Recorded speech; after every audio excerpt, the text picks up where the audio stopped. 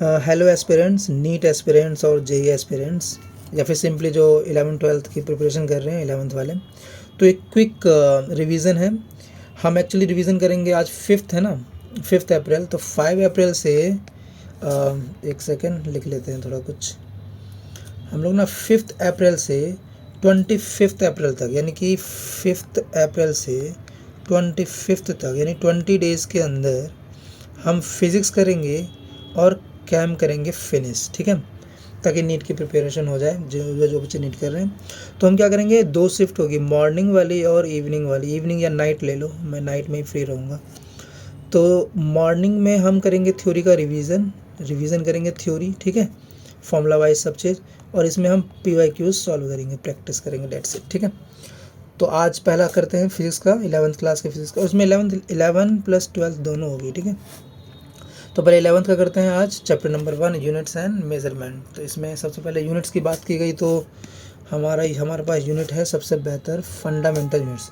तो 7 होती है फंडामेंटल यूनिट्स और 2 होती है एंगल यूनिट्स, ठीक है, जो भी है। तो फंडामेंटल यूनिट्स और एंगल यूनिट्स, ठीक है। ये जो एंगल यूनिट्स है, इनके पास सिर्फ यूनिट्स होती है, डायमेंशन नहीं होता इनके पास, याद रखना। आगे बढ़ते हैं। अच्छा, ये यूनिट्स बनाता कौन है? इंटरनेशनल यूनिट्स, फंडामेंटल यूनिट्स, ये बनाता है international system of units, ISI, system of international units. अब ये बनाता है जो, अब ये तो अथॉरिटी है। इसमें डेवलप कौन करता है यूनिट्स को? BIPM, ये है bureau of international diploid eight measures, BIPM करता है। तो ये हो गया ऐसा यूनिट की कहानी। ऐसा यूनिट से पहले ना 3 तरह के यूनिट चलते थे, CGS, FPS, MKS। CGS में हो गया सेंटीग्राम और सेकेंड, FPS में हो गया फुट पाउंड सेकेंड, MKS में हो गया मीटर KG एंड सेकेंड। आगे बढ़ते हैं, ख़त्म हो चुका है ना, आगे बढ़ते हैं। तो 7th होगी फंडामेंटल यूनिट्स और 2 थी एंगल यूनिट्स। तो 2 जो एंगल यूनिट्स है वो ये है, पहली है प्लेन एंगल और दूसरा है ये सॉलिड एंगल, ठीक है। तो जो प्लेन एंगल है, देखो प्लेन एंगल ऐसे बहुत अच्छा लिख रखा है इसने, जैसे कोई एक सर्कल है, कहाँ लिखूँ, जैसे एक सर्कल है, सर्कल पे ये कोई है, तो ये जो है ये आर्क है और ये इसकी वो है, क्या कहते हैं, रेडियस। तो ये जो एंगल बनता है theta equals to arc upon radius, ठीक है। तो स्मॉल चेंज के लिए लिखो डी आर्क अपॉन, ऊपर आर्क स्मॉल कर दो तो DS लिख दो, DS upon R, small r, ठीक है, रेडियस है, थीटा लिख रहा था, ठीक है। तो ये प्लेन एंगल हो गया, इसकी यूनिट होती है रेडियन, ठीक है, याद रखो, इसकी यूनिट होती है रेडियन। और ये होती है 2 पाई इक्वल्स टू 360 डिग्री। अगर वो कोई पाई और डिग्री में पूछे तो ऐसे कन्वर्जन होता है, 2 पाई इक्वल्स टू 360 डिग्री। और फिर आगे ये तो हो गया प्लेन एंगल की बात। सॉलिड एंगल के साथ क्या खेल है? देखो सॉलिड एंगल के साथ पता क्या है, सॉलिड एंगल में ना हम एक स्फेयर को, इसमें सर्कल लिए थे, हम अब इस स्फेयर को लेंगे, यहाँ ले लेते हैं। एक स्फेयर है मान लो, अब स्फेयर में ये सेंटर पे है, ये स्फेयर है, ठीक है, ये मतलब सर्कल नहीं है, दिस इज स्फेयर, ठीक है। तो स्फेयर में हम सेंटर पे लेंगे, बाहर तो हमें एक एरिया टाइप का मिलेगा यहाँ पे, एरिया, राइट। और एरिया, और हमारे पास ये होगी एक इसकी रेडियस। तो सॉलिड एंगल क्या होता है? सॉलिड एंगल को डिफाइन किया जाता है ओमेगा से, ये होती है ऊपर की एरिया अपॉन रेडियस का स्क्वायर। तो अगर स्मॉल है सॉलिड एंगल तो हो जाएगा D of small area upon R square, ठीक है, ठीक है, ये हो गया। और इसकी यूनिट हो गई स्टेरेडियन, STERADIAN, इसको SR से रिप्रेजेंट करते हैं, ठीक है, स्टेरेडियन को। तो ये इंपॉर्टेंट है दोनों। तो इसकी भी क्या है, इसकी मतलब देखो, इसका मैंने क्या बोला, D थीटा इक्वल्स टू, मैंने क्या बोला, DS arc length upon radius. और इसमें बोला मैंने D omega equals to, steradian के बारे में मैंने बोला D of area upon R का स्क्वायर, राइट। देख लो, इसमें R है, इसमें R स्क्वायर है, क्योंकि डायमेंशन। एक और चीज़, both of this quantity are dimensionless, इनकी कोई डायमेंशन नहीं होगी, बट दे हैव यूनिट्स, इनकी यूनिट्स हैं, ठीक है, बट डायमेंशन नहीं है, ये याद रखनी है।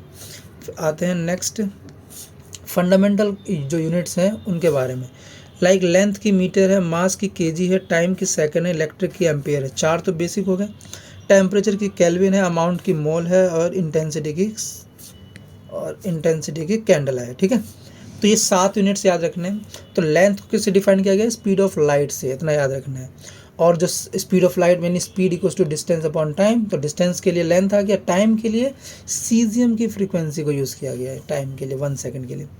तो टाइम में देखो, टाइम के लिए हम सीजियम की फ्रिक्वेंसी यूज़ करेंगे, वो भी ऐसे वैसा सीजियम नहीं, सीजियम 133 एटम, CS133 एटम को यूज़ किया जा रहा है, राइट। और मास के लिए हम शायद प्लैंक कांस्टेंट को यूज़ करेंगे, गुड। प्लैंक कांस्टेंट की वैल्यू 6.6 इंटू 10 के बाद -34, तो उससे निकाली गई है वैल्यू मास की। इलेक्ट्रिक चार्ज, ये जो करंट है, करंट की इलेक्ट्रिक लिख दिया बस, यहाँ पे करंट भी है, ठीक है। इलेक्ट्रिक करंट की यूनिट है एम्पियर। तो करंट क्या होती है, करंट होती है चार्ज अपॉन टाइम। टाइम तो हो गया सीजियम का, और चार्ज को, इलेक्ट्रॉन के चार्ज को मेज़र कर लो तो एम्पियर बन जाती है, यानी एम्पियर जो इलेक्ट्रॉन के चार्ज से निकाली गई है। और टेम्परेचर किससे निकाला गया है, टेम्परेचर ये थर्मोडायनेमिक फंक्शन है, तो थर्मोडायनेमिक्स यानी कि बोल्ट्जमैन कांस्टेंट से, देखो बोल्ट्जमैन कांस्टेंट से निकाली गई है वैल्यू, उसकी कांस्टेंट है, ठीक है। आगे आते हैं अमाउंट ऑफ मोल, तो अवोगाड्रो से निकाला गया है। अवोगाड्रो का नंबर याद रखना 6.022 10 की पावर 23। आगे बढ़ते हैं, अवोगाड्रो नंबर। फिर इंटेंसिटी किसने निकाली, कैंडेला।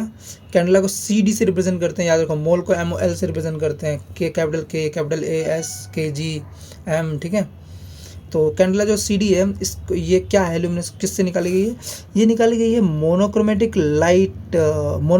लाइट, जिसकी फ्रिक्वेंसी 540 गीगा है, 540 टेराहर्ट्ज़, 540 टेराहर्ट्ज़। 10 के बाद 12 को टेरा कहते हैं ना, ठीक है, याद रखें। देखो शायद मेरे को जो याद आ रहा है, 10 के बाद 3 को कहते हैं किलो, 10 के बाद 6 को कहते हैं मेगा, 10 के बाद 9 को कहते हैं गीगा, और 10 के बाद 12 को कहते हैं टेरा, शायद, ठीक है। याद मतलब मेरे को जो याद आ रहा है उसके हिसाब से, ठीक है।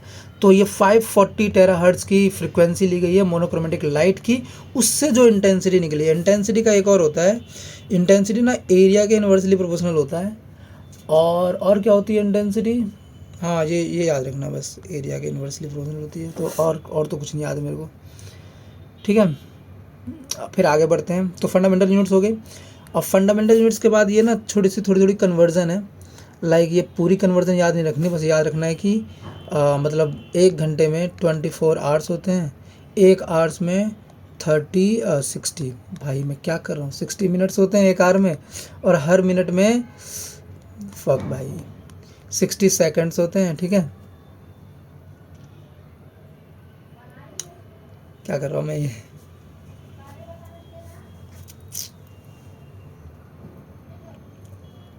60 सेकंड्स होते हैं। और ये रेडियन का मैंने बताया है 2 पाई = यानी 1 पाई की वैल्यू है 180 डिग्री। और लीटर और केजी, देखो 1 लीटर जो होता है ना =1 DM, डेसीमीटर क्यूब हो गया। और 1 DM में 10 की पावर 3 होती है, यानी कि 10 की पावर 3 यानी 10 होती है, तो 10 की पावर 3 सेंटीमीटर क्यूब। मीटर में करो तो 10 की पावर -3 मीटर क्यूब, ये याद रखना है ऐसे, ठीक है। तो और क्या है, इसका 1 mg कितना होता है, 1 मिलीग्राम, 10 की पावर -6 kg होती है, ठीक है। और पास्कल में याद रखोगे बार, 1 बार = 10 की पावर 5 पास्कल। आगे क्विंटल, फॉर्म, ये सब तो ठीक है, हेक्टेरियन, बाकी यूनिट्स देख लेना। आगे बढ़ते हैं। तो देखो यहाँ तक सिर्फ याद करने वाली चीज़ें थी जो याद रहनी चाहिए। सिग्निफिकेंट फिगर्स क्या होते हैं, देखो जो सिग्निफिकेंट फिगर होता है ना, इसको अच्छा देखो, सिग्निफिकेंट फिगर जो होते हैं ना 2 तरह के होती है, एक होती है सिग्निफिकेंट प्लस इनसिग्निफिकेंट, ठीक है। सिग्निफिकेंट प्लस इनसिग्निफिकेंट, ठीक है।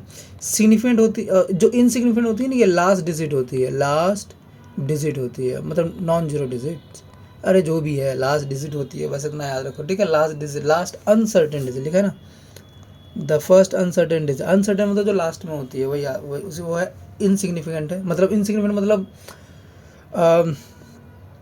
मतलब वो अनसर्टेन है बस। मतलब सिग्निफिकेंट फिगर के ना 2 पार्ट होते हैं, सर्टेन और अनसर्टेन, ठीक है। और दोनों ही काउंट किए जाते हैं। जैसे कि 1.62 में देखो ये लास्ट वाली है तो ये अनसर्टेन है और ये दोनों सर्टेन है, तो टोटल सिग्निफिकेंट फिगर कितने हो गए, सिग्निफिकेंट डिजिट इसके 2 और इसके 1 यानी 3 हो गए, 3 सिग्निफिकेंट फिगर क्लियर, राइट। जैसे इसके 287.5 ये अनसर्टेन है और ये तीनों सर्टेन है, तो सिग्निफिकेंट फिगर हो गया 4, जिसमें से 3 है सर्टेन और 1 है अनसर्टेन, ठीक है। आगे बढ़ते हैं। तो अच्छा, तो सिग्निफिकेंट फिगर समझ में आ गया।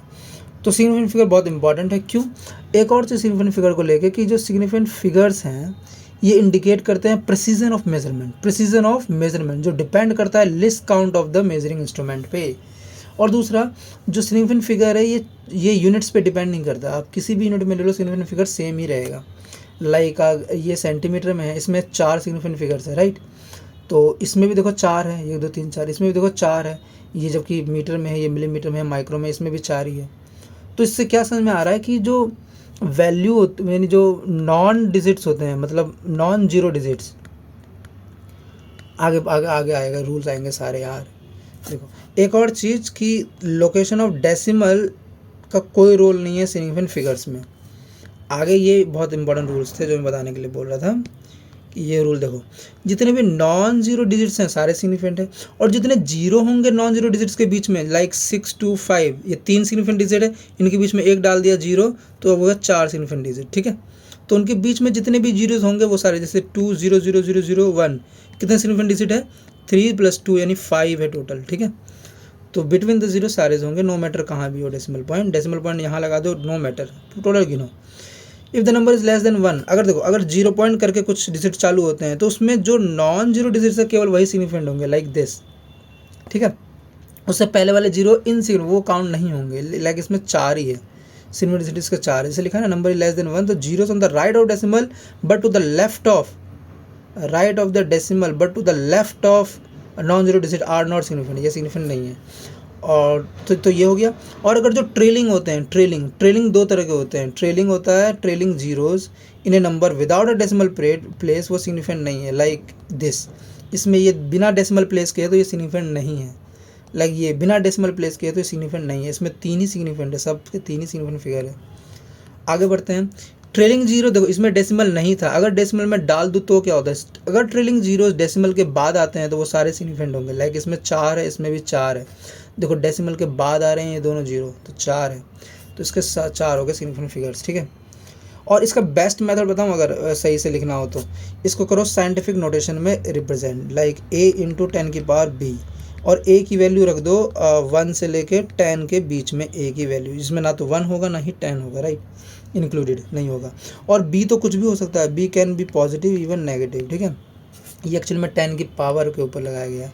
तो जो a आएगी ना, a में जितने सिग्निफिकेंट फिगर होंगे उतने ही उस नंबर में भी होंगे, क्योंकि यूनिट्स पे तो डिपेंड नहीं करता, ठीक है। और जो b होगा ना, b जो पावर है वो करता है ऑर्डर ऑफ मैग्नीट्यूड, वो ऑर्डर ऑफ मैग्नीट्यूड बताता है, लाइक अर्थ का जैसे डायमीटर ऑफ अर्थ है इतना, तो 10⁻7 आया, तो 10⁻7 यानी 7 है इसका ऑर्डर ऑफ मैग्नीट्यूड। क्या ऑर्डर ऑफ मैग्नीट्यूड क्या है, 7 अर्थ के डायमीटर का। और इसमें कितनी सिग्निफिकेंट डिजिट है, 3, 1.28 में 3 ही तो है, तो 3 ही रहेगी। फिर नेक्स्ट है हाँ ठीक है, नेक्स्ट क्या है, क्या लिखा है ये, देखो जैसे इसमें बताओ, ये इसमें सिग्निफिकेंट क्या है, देखो ये तो सिग्निफिकेंट नहीं है, ये सिग्निफिकेंट है क्योंकि डेसिमल को उधर आ रहा है, इसमें 4 सिग्निफिकेंट डिजिट है, तो इट हैज़ 4 सिग्निफिकेंट डिजिट, ठीक है।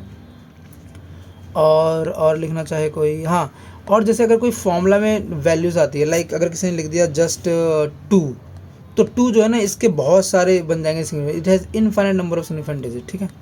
तो ऐसे एग्जैक्ट जो नंबर होते हैं ना, एग्जैक्ट नंबर्स, लाइक मैंने लिख दिया 2, तो इसको तो आप 2.0 भी लिख सकते हो, 2.00 भी लिख सकते हो, it has infinite number of significant digit. लेकिन अगर इसी चीज़ को मैं ले लेता 2 मीटर, तो इसमें 1 सिग्निफिकेंट डिजिट है, डेट्स इट। इसके आगे मैं 20 मीटर लिखूं तो भी इसमें 1 ही सिग्निफिकेंट डिजिट है, सिग्निफिकेंट फिगर।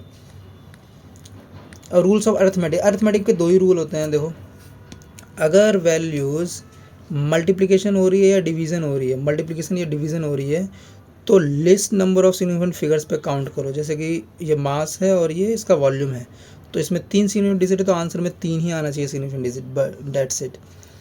और हाँ ठीक है, अब देखो जैसे इसने निकाला कि 1 साल में 1 ईयर में इतने होते हैं सेकंड्स, तो इतने सेकंड्स होते हैं 1 ईयर में, और जो 1 लाइट ईयर होता है उसमें इतना मीटर होता है, ठीक है। तो ये फालतू की चीज़ें हैं। तो ये इसका ऑर्डर ऑफ मैग्नीट्यूड है, और ये इसके सिग्निफिकेंट डिजिट है 3, इसमें कितने हैं 5 सिग्निफिकेंट डिजिट है, 5 सिग्निफिकेंट फिगर्स, ठीक है। और स्पीड ऑफ लाइट में अगर यहाँ देखा जाए जिस तरह से लिख रखा है, इसमें 3 है, ठीक है, क्योंकि डेसिमल के बाद जो ट्रेनिंग जीरोस होते हैं वो काउंट किए जाते हैं। अगर ये 300 होता तो सिर्फ एक होता सिग्निफिकेंट डिजिट, ठीक है, सिग्निफिकेंट फिगर सिर्फ 1 होता। अब एडिशन और सब्ट्रैक्शन में क्या किया जाए, देखो मल्टीप्लिकेशन में हम सिग्निफिकेंट डिजिट को काउंट करते हैं जो सबसे कम होता है, एडिशन सब्ट्रैक्शन में हम डेसिमल प्लेस को काउंट करते हैं जो सबसे कम हो, जिसमें लिस्ट डेसिमल प्लेसेस हो, ठीक है, सबसे कम वाले को ही देखना है। तो जैसे कि मान लो हमें सम करना है ये तीनों क्वांटिटी का, तो सबसे कम डेसिमल प्लेस किस में है, इसमें सिर्फ एक ही प्लेस पे डेसिमल है, तो आंसर में सिर्फ और सिर्फ एक ही प्लेस पे डेसिमल आना चाहिए। लेकिन आंसर सम करके इतना आया तो ये दोनों को ओमिट करना पड़ेगा, 66.3 यही आना चाहिए आंसर, ठीक है। तो देखो कितना है 66.8, ठीक है। तो ये मतलब एडिशन और सब्ट्रैक्शन में हम देखो अगर ऐड कर रहे हो या सब्ट्रैक्शन कर रहे हो तो मतलब एडिशन और सब्ट्रैक्शन में हम क्या देखते हैं, डेसिमल प्लेस को, और सबसे कम वाला लिस्ट डेसिमल प्लेस को। और अगर मल्टीप्लिकेशन या डिवीज़न कर रहे हो या मल्टीप्लिकेशन कर रहे हो तो हम देखते हैं सिग्निफिकेंट फिगर्स को, वो भी लिस्ट वाला, सबसे कम जितने होंगे उतना बढ़िया। और राउंडिंग ऑफ सिखाते हैं। देखो राउंडिंग ऑफ कैसे होता है, अगर वैल्यू जो एक मैंने बताया ना सर्टेन होती है और अनसर्टेन होती है, 2 डिजिट होते हैं। तो जो अनसर्टेन वैल्यू है, ठीक है, अगर वो वैल्यू आपकी मतलब जो भी वैल्यू है लास्ट वैल्यू जिसको आपको ओमिट करना है, हटाना है, अगर वो 5 से बड़ी है तो इंक्रीज़ कर दो +1, 5 से छोटी है तो रहने दो एज इट इज़, नोथिंग, कुछ भी चेंज नहीं करना। अगर इक्वल टू 5 है तो 2 केस बनेंगे, इससे पहले वाला इवन होगा या ऑड होगा। देखो हमें इवन बनाना है, इवन है तो इवन ही रहने दो, ऑड है तो +1 कर दो और उसे इवन बनाओ, ठीक है, लाइक दिस। इसमें देखो 5 है लास्ट में, तो हमें लास्ट में अगर इक्वल टू 5 है तो क्या करना है, इवन ऑड चेक करना है। देखो इसमें इवन है तो एज इट इज़ रहने दो, इसमें ऑड है तो उसको 1 बढ़ा दो लास्ट वाले को, 3 से 4 बन गया, राइट। और ये याद रखना टाइम पीरियड का formula 2π√L/G, very very important. फिर नेक्स्ट है ये देखो, इसमें क्वेश्चन पूछा गया है, साइड क्यूब की ये है, पूछ रहा है total surface area, r² multiply होगा, मल्टीप्लाई में सिग्निफिकेंट डिजिट 4 होना चाहिए सिर्फ, तो सिर्फ 4, वॉल्यूम में भी सिर्फ 4 होना चाहिए, आंसर को ध्यान देना। ये है इसका मास और ये है वॉल्यूम डेंसिटी, डिवीजन कर रहा है तो सिग्निफिकेंट डिजिट 2 है तो 2 ही में आंसर आना चाहिए। अब इसमें क्या है, अनसर्टेनिटी मेज़र करनी है, यानी एरर मेज़र करना है, एरर, ठीक है। तो एरर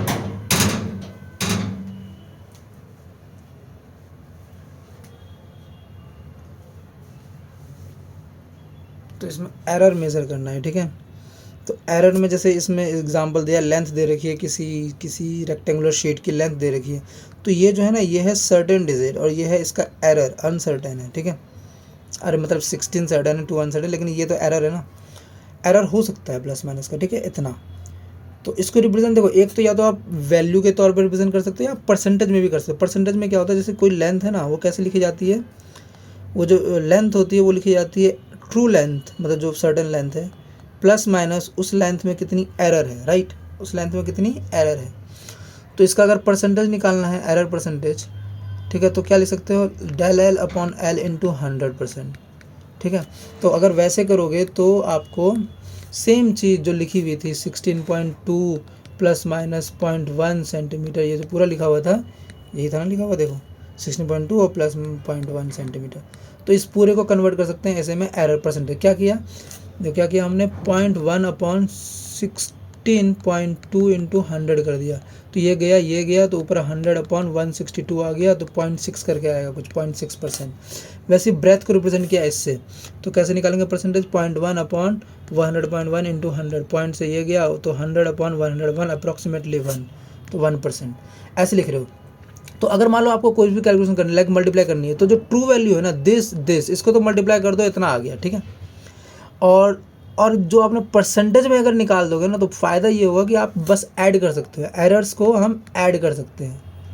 तो एरर को ऐड कर तो 1% प्लस इतना, अब वैल्यू को नहीं, ट्रू वैल्यू को नहीं, लाइक इसमें अगर एरर को ऐड किया इतना % आया, तो फिर ट्रू वैल्यू कैसे निकालेंगे, तो del L निकालना है, तो कैसे करेंगे, 1.6/100 इंटू जो ट्रू वैल्यू आई 163.62, ऐसे करोगे तो आपको ये आ जाएगी वैल्यू, क्या कहते हैं ये 2.6 वाली, वही फॉर्मूला जो था del/L इंटू 100।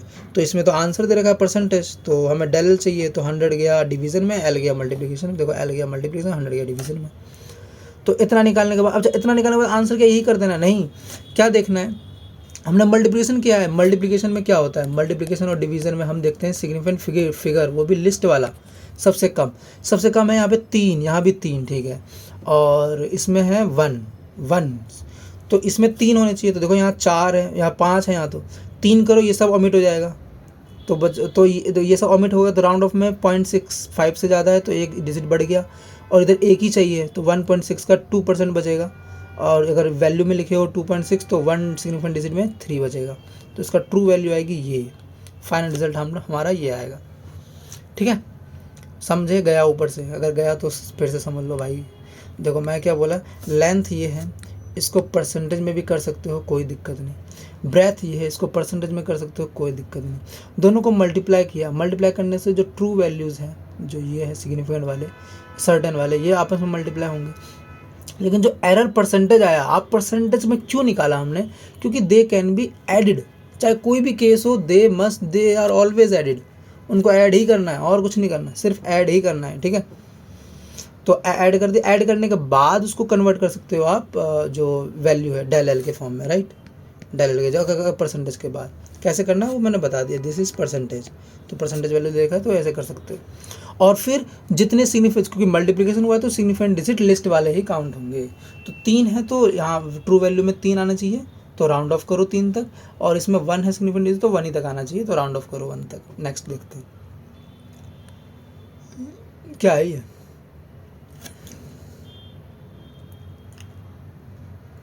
हाँ ये कुछ तो कह रहा है, आगे बढ़ते हैं।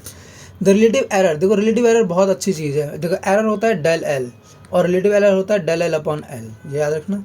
तो इसको निकालना है तो कैसे निकालना है, जैसे ये दे रखी है तो क्या करना है, this upon this into 100, this upon this into 100, 1% आ गया। रिलेटिव इसमें निकाला जाए तो इसमें है इतने का, तो this upon this true value into 100, ये इतना आ गया। हाँ तो ठीक है, इसमें क्या है, ठीक है। ठीक है, इंटरमीडिएट स्टेट में आगे बढ़ते हैं, कुछ नहीं लिखा है सब, ठीक है।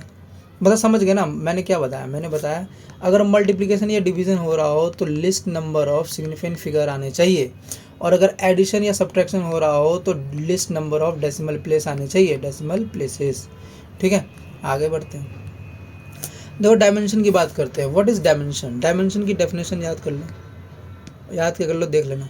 जो डायमेंशन होती है फिजिकल क्वांटिटी की, वो पावर होती है to which the base of the quantities can be raise to represent that quantity, याद रखना। ठीक है, इनको स्क्वायर ब्रैकेट से रिप्रेजेंट किया जाता है। आगे बढ़ते हैं, कुछ नहीं बचा अब, चैप्टर होने वाला है फिनिश।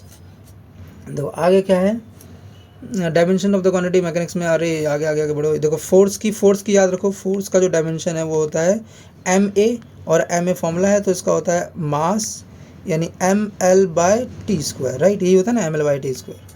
तो ये याद रखना फोर्स का, और ज़्यादातर तो क्वांटिटीज़ का बस फॉर्मूले आपको याद होने चाहिए, बाकी आप सब कर लोगे, आई नो।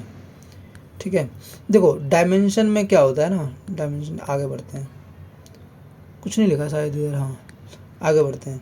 ये देखो इसमें लिखा है कि जो क्वांटिटीज़ हैं जो added can be added subtracted, जिनके डायमेंशन सेम होंगे। जैसे अगर a + b किया तो a का डायमेंशन सेम होगा b से, याद रखना। ठीक है, आगे बढ़ते हैं। और अगर मल्टीप्लिकेशन कर रहे हो तो डायमेंशनल की जो पावर्स हैं वो जस्ट न्यूमेरिकल वैल्यूज़ की तरह, वेरिएबल्स की तरह काम करती है। कोई पूछे प्रिंसिपल ऑफ होमोजेनिटी क्या है? होमोजेनिटी प्रिंसिपल ये कहता है कि जो इक्वेशन है उसका लेफ्ट हैंड साइड और राइट हैंड साइड का डायमेंशन सेम होगा, डायमेंशन सेम होगा LHS का इक्वल्स टू डायमेंशन सेम होगा RHS का। ठीक है, और ये कहता है if the equation fails this consistency test तो इट इज़ रॉन्ग। ठीक है, बट अगर पास हो जाए तो इसका मतलब ये नहीं कि वो सही है। मतलब एक डायमेंशनली करेक्ट थिंग का मतलब ये नहीं कि एक करेक्ट इक्वेशन होना, लेकिन एक डायमेंशनली रॉन्ग या इनकंसिस्टेंट इक्वेशन का मतलब ही है वो रॉन्ग है। तो ये याद रखना। आगे बढ़ते हैं। जैसे इसमें अगर निकालना हो मास का m, वेलोसिटी का L/t तो L²/t², ये इक्वल होना चाहिए इसके। इस कांस्टेंट टर्म को छूना भी नहीं है। m का देखो m, g क्या होता है एक्सेलरेशन यानी L/t², और लेंथ है L यानी L², ये दोनों को सेम है, यानी ये करेक्ट है, ये डायमेंशनली करेक्ट है। It is dimensionally correct, not the correct equation. I am not saying that it is the correct equation. देखो रिलेशन अगर डिड्यूस करना हो तो कर लेना, ठीक है। ये याद रखना रिलेशन यार, t = 2π√L/G, बहुत फेमस इक्वेशन है। अच्छा मान लो एक क्वेश्चन देता हूँ, ये तो पेंडुलम का है, सिंपल टाइम पीरियड निकालने वाला।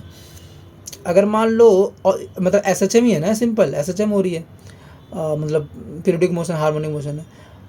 अगर मैं टाइम पीरियड निकालना चाहूँ, ठीक है, और स्ट्रिंग को मैं लेंथ कर दूँ अर्थ के रेडियस का, तो टाइम पीरियड क्या हो जाएगा 2π√r/g। करेक्ट, करेक्ट ना, करेक्ट, ठीक है, ठीक, बस ये जानना था करेक्ट है कि नहीं।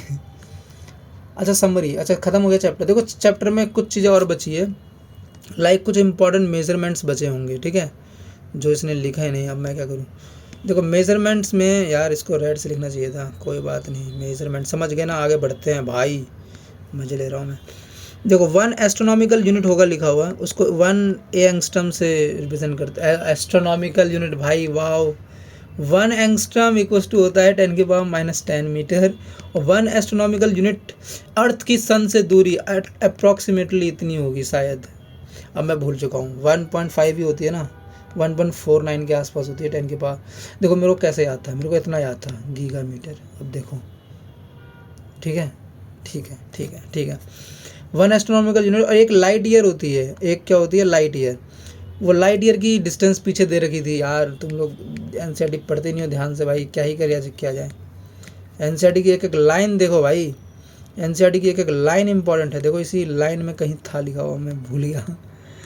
देखो लाइट ईयर में ना डिस्टेंस एरी, 1 लाइट ईयर इज इतना 9.5 × 10⁻15, 9.5 × 10⁻15। देखो सोचो भाई, याद कर लोगे तो मज़ा आ जाएगा। 9.5 × 10⁻15 मैग्नीट्यूड का है। 1 लाइट ईयर इज 9.45 × 10⁻15 मीटर्स, ठीक है। एक परसेक भी होता है, पारसेक। पारसेक क्या है, ये डिस्टेंस है, ये कोई सेकंड वैकेंड नहीं है, ये क्या है डिस्टेंस, टाइम की नहीं डिस्टेंस की यूनिट है, और ये होती है 3.26 लाइट ईयर्स, राइट, हाँ 3.26 लाइट ईयर्स। तो ये सब कुछ मेजरमेंट है, ये याद रखना। और एक और चीज़ इसमें याद रखना, क्या कहते हैं उसे, बताता हूँ, ये 2 डिवाइसेस के बारे में शायद मैं बताने वाला था, ठीक है, वर्नियर कैलिपर और स्क्रू गॉज के बारे में। देखो बताता हूँ, ये आ गया, ठीक है, हाँ देखो, तो पहले तो रेड से करते हैं, यहाँ लिखते हैं वर्नियर कैलिपर, ठीक है, और यहाँ लिखेंगे स्क्रू गॉज, ठीक है। अब करते हैं सॉल्व, ठीक है। देखो वर्नियर कैलिपर कुछ इस तरह का होता है डिवाइस, ठीक है, ये इसका मेन स्केल होता है और ये इसका वर्नियर स्केल होता है। तो जनरल केस क्या होता है कि n मेन स्केल डिवीज़न वो n+1 वर्नियर स्केल डिवीज़न से कोइंसाइड कर जाता है, राइट, ऐसा ही कुछ होता है फॉर्मूला, देख लेना, मुझे याद नहीं ठीक से, एग्जैक्टली याद नहीं है, बट कुछ ना कुछ तो होता है भाई, मेरे को एग्जैक्टली याद नहीं है, लेकिन ठीक है ऐसा कुछ।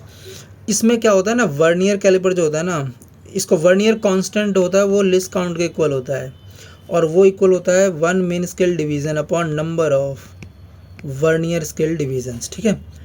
तो जनरली क्या होता है ना, 9 मेन स्केल डिवीज़न कोइंसाइड करता है 10 वर्नियर स्केल डिवीज़न से, तो उसका निकाला जाए, और 1 मेन स्केल डिवीज़न की वैल्यू होती है 1 मिलीमीटर, तो इसका हो जाएगा 1 mm upon number of vernier scale पे है 10, तो 10, तो ये 0.1 mm का लीस्ट काउंट शो करता है। इसमें एक होती है मेजर्ड वैल्यू, या इसे कहते हैं observed value, OBSER video, observed value OB, वो होती है मेन स्केल रीडिंग प्लस में जो लीस्ट काउंट इनटू जो वर्नियर स्केल रीडिंग है, ठीक है, यानी वर्नियर स्केल रीडिंग का मतलब जो वैल्यू कोइंसाइड कर रही है, कोइंसाइडिंग वैल्यू, ठीक है, ये याद रखना। तो मेन स्केल रीडिंग और हाँ ये ठीक है ऐसा ही, ठीक है। और तो ट्रू वैल्यू फिर क्या होती है, यानी एक्चुअल वैल्यू, ट्रू वैल्यू या actual value TV equals to जो ऑब्जर्व वैल्यू है, इसमें ज़ीरो एरर ना माइनस कर देना, ज़ीरो एरर आपको पता चलेगा। शुरू में देखो, शुरू में ना ये दोनों 0 पे होने चाहिए, मेन स्केल भी 0 पे होना चाहिए, वर्नियर स्केल भी 0 पे होना चाहिए। अगर ये थोड़ा सा इधर आ गया, जैसे मान लो ये इस साइड आ गया और थोड़ा ये उस साइड आ गया, अरे वो छोटा सा होगा, मैं ये बड़ा बना रहा हूँ लेकिन समझ लो, तो उस साइड, तो देखो उस साइड आ गया तो वर्नियर स्केल इस साइड चला गया, राइट, कितने डिस्टेंस पे हमें पता लग गया, पॉइंट मतलब पॉइंट में तो उधर ही गया होगा, राइट, तो कितना पॉइंट उधर गया, ये यही कहलाता है ज़ीरो एरर। कभी कभी क्या होता है मेन स्केल ऐसी रहेगा और ये वर्नियर स्केल थोड़ा कम रहेगा। तो देखो, तो अगर ये उस साइड है, देखो अगर उस साइड है वैल्यू तो पॉजिटिव में रहेगी ज़ीरो एरर, और इस साइड है तो नेगेटिव में रहेगी ज़ीरो एरर, ये याद रखना। और हाँ तो ठीक है, लिस्ट काउंट और भी अच्छे तरह से देखो, वर्नियर कांस्टेंट ही लिस्ट काउंट है, और इसको निकालने का एक तरीका है 1 main scale division minus 1 vernier scale division, और इसको लिख सकते हो डायरेक्ट फॉर्मूला है एक, शायद 1 माइनस, मेरे को याद नहीं है, m/v होता है ना, m/v इंटू 1 मेन स्केल, हाँ मेन स्केल रीडिंग, ठीक है, मेन स्केल डिवीजन की वैल्यू। तो अगर इससे निकाला जाए ना, इसकी देखो निकाला जाए तो कैसे निकलेगा इसकी, 1 माइनस एक ऊपर करे, और हाँ देखो ये 9 है मेन स्केल पे, तो 1 माइनस 9/10 दैट इज़ 1/10, यानी कि 0.1 मेन स्केल की रीडिंग है mm, तो 0.1 देखो सेम आया ना, ठीक है। तो ये होता है वर्नियर स्केल पे पूरा। अब बात करते हैं हम स्क्रू गॉज की। देखो स्क्रू गॉज ना सर्कुलर टाइप का होता है, सर्कुलर रिंग टाइप का होता है, और इसमें ना ये मतलब ये रोटेट करता है और ये कुछ ऐसा टाइप का बना होता है, ठीक है, और इसमें हम यहाँ वैल्यूज़ रखते हैं, ठीक है, ऐसे ही कुछ होता है, हम मतलब इसके अंदर कुछ यहाँ रख देंगे, ठीक है। तो ये एक्चुअली में डायमीटर मेज़र करने के लिए होता है, डायमीटर, ठीक है, मतलब सर्कुलर चीज़ या सिलेंड्रिकल चीज़ें मेज़र करने के लिए होता है, ठीक है। और इसको माइक्रोमीटर भी कहते हैं बहुत जगह, माइक्रोमीटर, क्योंकि ये mm की, इसका लिस्ट काउंट अभी पता चल जाएगा, रुक जाओ ना, समझ गए ना। देखो इसमें दो चीज़ें होती है, एक जो ये है ना, ये मेन स्केल है, ये मतलब ये पूरी नहीं है, यहाँ पे जो होता है पिच, इसका मेन स्केल होता है, और इसके ऊपर ये रोटेटिंग नॉब है, ये सर्कुलर स्केल है। तो दो स्केल हो गए, मेन स्केल हो गया और ये हो गया सर्कुलर स्केल, ठीक है।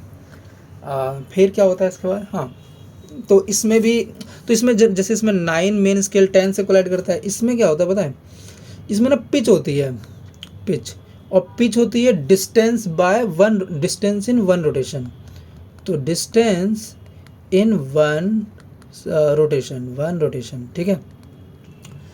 तो वन रोटेशन, अगर मान लो वन रोटेशन नहीं, डिस्टेंस दे रखी है, तो क्या लिखोगे डायरेक्ट ऊपर लिखोगे टोटल डिस्टेंस जितना कवर हुआ अपॉन नंबर ऑफ रोटेशंस, ठीक है, या डिविजन्स भी कर सकते हो, मतलब एक डिवीजन, ठीक है, नंबर रोटेशन का, तो आगे बढ़ो।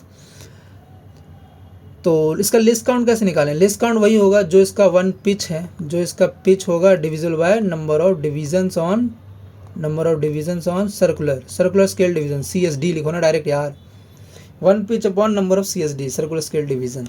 तो जनरली ना इसमें 100 डिविजन्स होते हैं, ठीक है। तो एक पिच की वैल्यू है 1 mm, एक पिच की वैल्यू है, इधर कर दो 1 mm अपॉन 100, तो ये हो गया 0.01 mm, राइट।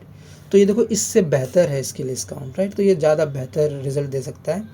इसमें भी सेम ऑब्जर्व वैल्यू क्या होगी, मेन स्केल रीडिंग, जितना जो मेन स्केल रीडिंग है, प्लस में लिस्ट काउंट इनटू जो भी है उसका सर्कुलर स्केल रीडिंग, ठीक है, मतलब जिस वैल्यू पे कोइंसाइड कर रही है, और ट्रू वैल्यू भी सेम होगी, ऑब्जर्व वैल्यू माइनस 0 एरर, ठीक है। तो ये स्क्रू गज का भी सेम ऐसे ही होता है। तो दैट्स इट, इतना हो गया। और इसमें ज़्यादातर आपको फॉर्मूले अगर याद हो तो बेसिकली आप कर सकते हो सारे टाइप के क्वेश्चन। मैं अब नाइट में वो करूँगा इसके PYQ सॉल्व, ठीक है। Take care, bye bye.